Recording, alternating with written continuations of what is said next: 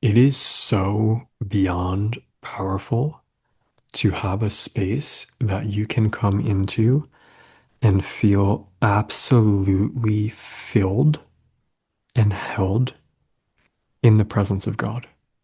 It is so important for us. It's so important.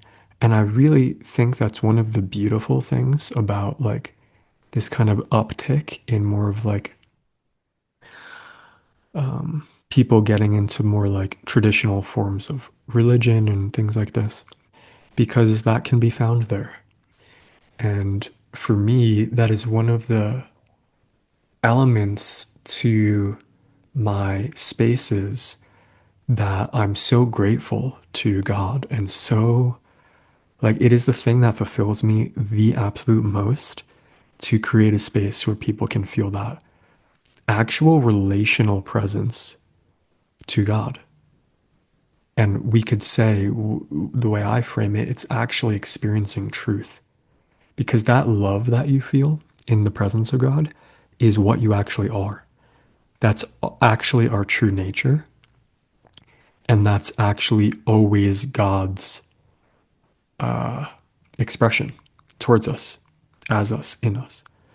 And we just have these different parts of self that get caught up in their beliefs and fears and emotions and dysregulation. And so I just had a client who came into a session feeling extremely fearful. Like there's a lot moving in his life and a relationship's ending. And so there's like a lot of emotion and dysregulation, and there's fear of spiraling and self sabotage and all these different stories. And instead of sprinkling something on top of the experience, like, oh, you're loved, it's okay, like, that's not really helpful because spiritual people already have the higher awareness. They know that there are no mistakes. They know that everything's in divine timing. They know that they're held by God.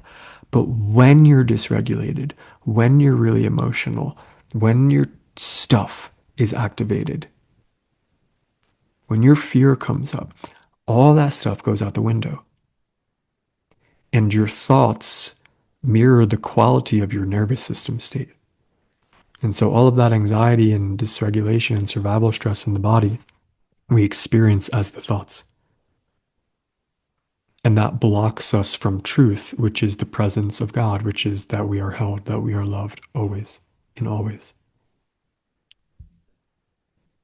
And so what I do is create an actual bottom up approach where I facilitate a space, for example, in this situation where he could actually feel safety, where he could actually really bring a sense of containment and self soothing and peace.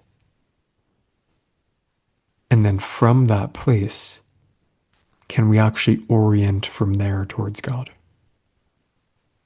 Can we actually bring in some prayer and connect to that presence? And as we were doing this, he had a part that felt unworthy when he started to actually feel God's love, which is really, really, really common. This is so common, right? And this is the moment where people try and push past that and think that that's in the way. That part is not in the way, it is the way. And it's coming up because it's showing you the aspect of self that needs love the most. And so I had him orient towards that part of self with compassion, and I was helping him, and we were sending compassion. But then because he was open to it, not everyone is open to this, and I totally understand why. But I actually invited him to bring in Jesus. And the reason Jesus is so powerful in this type of scenario is because we have an actual form. Like we have an actual form of the divine that's not just self or like God, that's kind of abstract, but we have a physical human that can come in that was only loving. There is no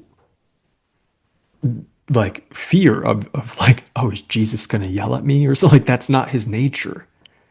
Right? And so when I'm speaking of like Jesus outside of religion and doctrine, just that being's frequency of perfect love in form and also what we are to become, mirroring to us our actual true nature, right? And he was able to connect with that and actually feel that love fill his body. And so we can use that um, as a way to pendulate or shift into the truth of love and anchor that. And then from that place, we meet the shadow. A lot of people are trying to do the shadow work without anchoring the light. And I don't mean that in a conceptual way. I mean feeling in your body the glory and splendor and majesty of love. You're not trying to think it with your mind. That's what you guys have to get what I'm saying. A lot of you, you all know this already, but you know it conceptually. And in these moments, that doesn't help, can make things worse. Because you're like, oh, well, I know this and I'm not getting it. Something wrong with me. That's a top down method. We're not doing top down, we're doing bottom up, where you touch the experience, the somatic experience. That's what Jesus's presence helped us do in this moment. Like, oh, there's this strong unworthiness, but hey, we bring in the truth of we're still loved. That's the truth. And you feel that in your body. You feel that in every cell of your body. And then from that place, we turn towards the pain. And we hold these two things together, and eventually that shadow gets absorbed into the light. And this is the real process of transformation and restoration and remembrance. You're no longer trying to heal. You're just experiencing the remembrance of what was always true. And then allowing that to be integrated in the parts of self that have forgotten that because of the depth of their pain. And this is a capacity that we can build and practice so that you can stabilize this embodiment in your life. That's what I'm doing with this client long term. Right? And I believe this is really how we start to like actually transform. True transformation, you don't create. It doesn't come from you. It's grace bestowed on us that we actually receive from God. And so when I teach somatics and I'm teaching someone how to contain themselves, containment, like, can you feel your touch? Maybe if you're watching this, like, can you feel a sense of safety, a sense of like soothing, of goodness, of this feels good, right? Maybe this, what I'm doing doesn't feel good for you. You find what feels good for you in this moment. And then how do you notice that that actually feels good? Like, oh, I feel a warmth in my chest, feel tingling. Where does that come from? If you really track it, you see it just literally appears in your body. It wasn't there, and then behold, I make all things new. It is begotten. Your personality doesn't create it. That comes, that love, that warmth, that goodness comes from somewhere, and that somewhere is God. So this is what I mean by God in your body. That is the love of Christ. That's the love of God.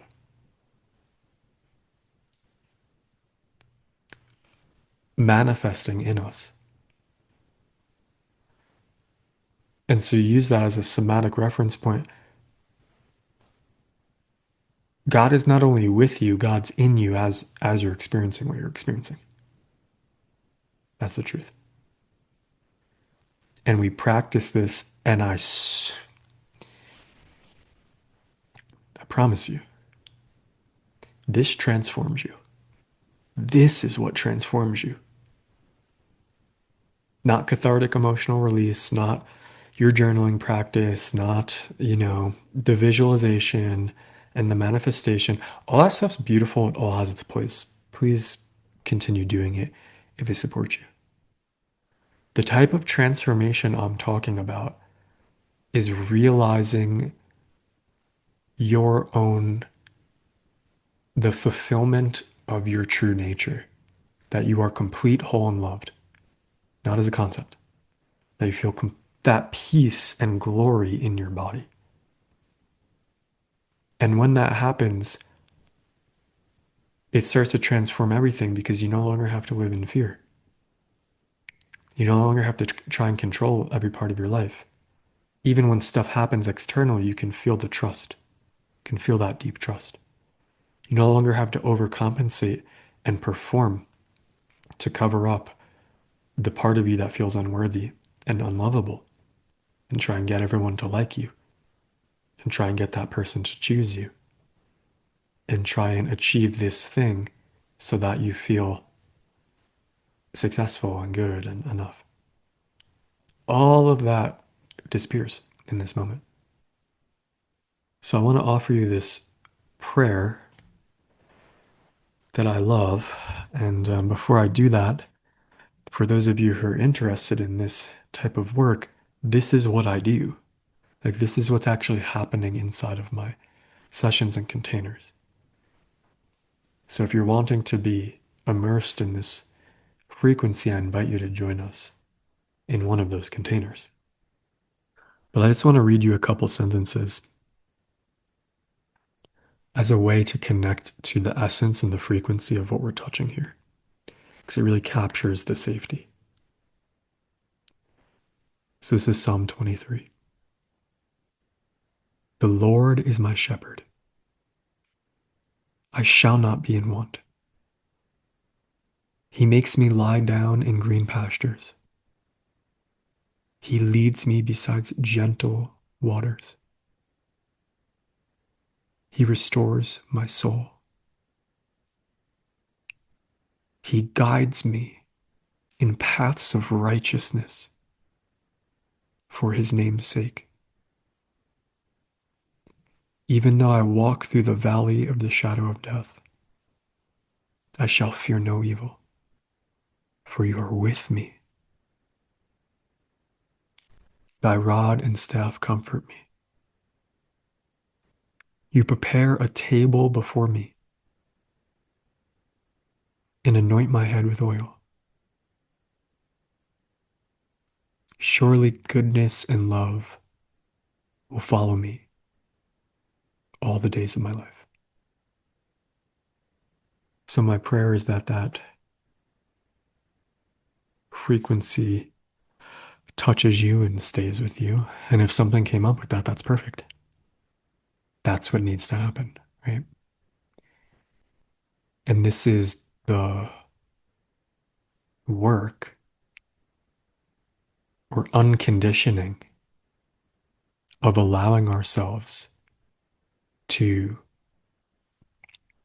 receive our birthright, which is love, to feel loved fully, completely, wholly, exactly as you are.